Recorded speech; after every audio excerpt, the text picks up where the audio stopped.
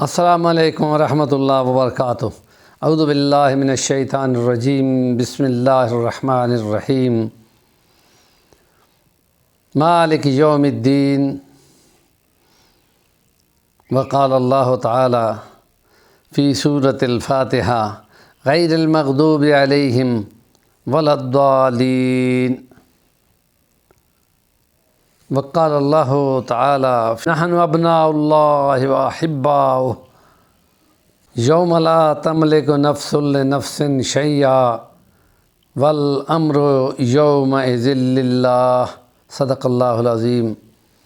آخرت کا تصور اور دیگر مذاہب میں اس کی مختصر جھلک اور اس کے نتیجے میں اعمال کی صورتحال۔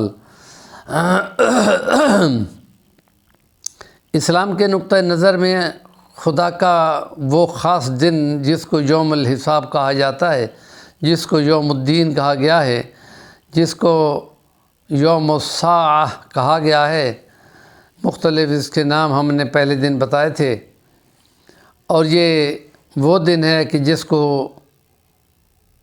خدا اپنے لیے مالک یوم الدین بولتا ہے کہ وہ بدلے کے دن کا مالک ہے۔ عیسائیت کے یہاں پر مالک کی بجائے عادل یوم الدین مانا جاتا ہے کہ خدا کو انصاف کرنا پڑا کہ جو باب آدم سے غلطی ہوئی اور اس غلطی سے تمام انسانیت گناہ گار ہو گئی، اور پھر خدا نے اپنا بیٹا پیدا کیا اور پھر اس نے ان کی قربانی دی اور کفارہ دیا، تو پھر انسانیت گناہ سے پاک ہو گئی۔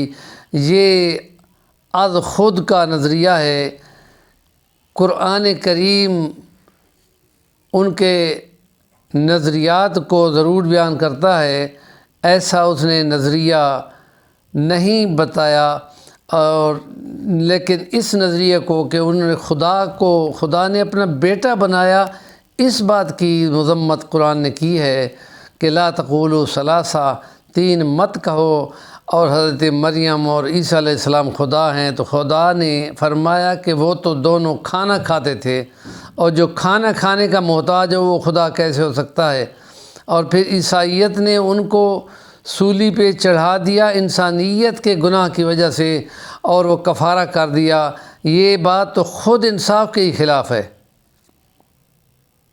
تو اس لیے پہلی سورۃ فاتحہ میں قرآن نے یہ بتایا کہ وہ مالک یوم الدین ہے، اور مالک اپنے ملک میں ہر چیز کا اختیار رکھتا ہے، چاہے تو وہ ان کو سزا دے، چاہے تو وہ ان کو معاف کرے۔ تو یہ نظریہ کہ یہ زندگی امتحان ہے اور اس میں اعمال جو کیے جانے ہیں ان کا خدا نے حساب لینا ہے، اور وہ نظریہ جو عیسائیت کے یہاں پہ ہے وہ تو خدا کے پیغمبر کو خدا کا بیٹا بنا کر کفر کا مرتکب ہو رہا ہے۔ اس کے مقابلے میں یہودیت کے یہاں پر یہ ہے کہ جو آیت پڑھی ہے کہ ہم تو اللہ کے بیٹے اور اللہ کے پیارے ہیں، تو اس کے جواب میں خدا نے ان سے پوچھا ہے کہ پھر تم انبیاء کو کیوں قتل کرتے رہے تھے، اور تمہیں اپنے اعمال کا اچھی طرح پتہ ہے، اس لیے تمہاری آرزو آخرت کی اور خدا کے نزدیک ہونے کی ہے ہی نہیں۔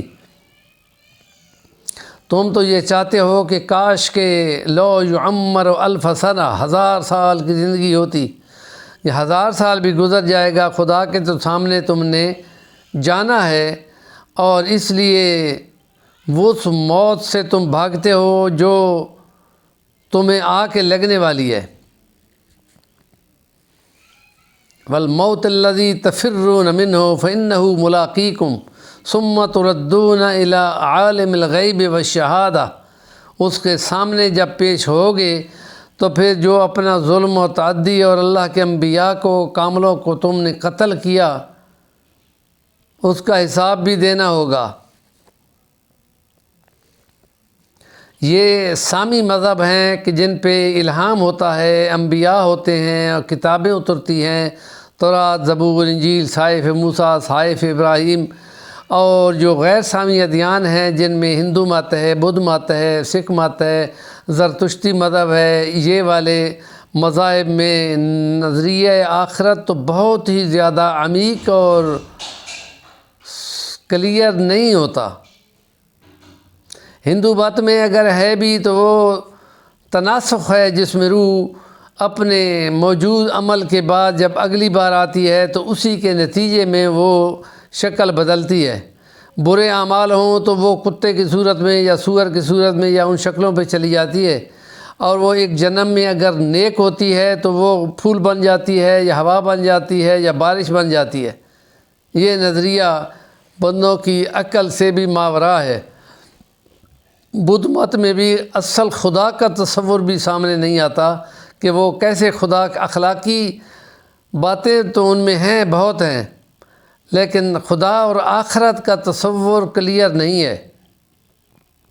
زرتشتی مذہب میں جو ایران میں تھا، اور اس میں 2 خدا کا تصور ہے، اور آخرت کے بارے میں بہت ساری باتیں وہاں پہ اسلام سے بالکل ملتی جلتی ہیں۔ پل صراط کا تصور بھی ہے، حساب کتاب کا تصور بھی ہے، اور نیک کی روح ایسی جیسے پل صراط کو پار کرے گی، جیسے چھوٹی بچی دوڑتی ہوئی گزر جاتی ہے، اور گناہ گار کی روح ایسے گزرے گی جیسے بہت بڑھیا ہوتی ہے، چل بھی نہیں سکتی۔ چند باتوں کا یہ تصور تھا۔ ان کے مقابلے میں اسلام کا تصور بہت کلیئر اور معنی خیز ہے، اور اس دنیا کو وہ دار العمل بناتی ہے اور آخرت کو دار الحساب بناتی ہے، اور اس کے لیے بندے کے پاس مکمل چانس ہے کہ وہ اچھے اعمال کرے، اور موٹیویشن اس میں موجود ہے، اور برے کاموں سے بچے کی موٹیویشن بتا دی گئی ہے۔ باقی کسی مذاہب میں ایسی باتیں کلیئر نہیں ہیں۔ آخرت کے تصور میں ان باتوں کو ہم نے تقریباً سمو دیا ہے۔ ہمارے چینل کا نام ہے صفی الوانی، ضرور سبسکرائب کریں، کام کی بات کا کمنٹ دیا کریں۔